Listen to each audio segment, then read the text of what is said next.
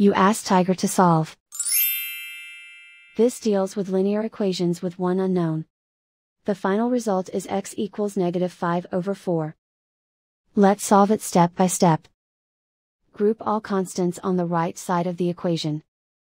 Add 3 to both sides. Simplify the arithmetic.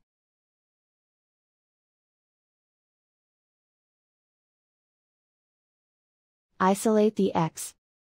Divide both sides by 8. Simplify the fraction. Find the greatest common factor of the numerator and denominator. Factor out and cancel the greatest common factor.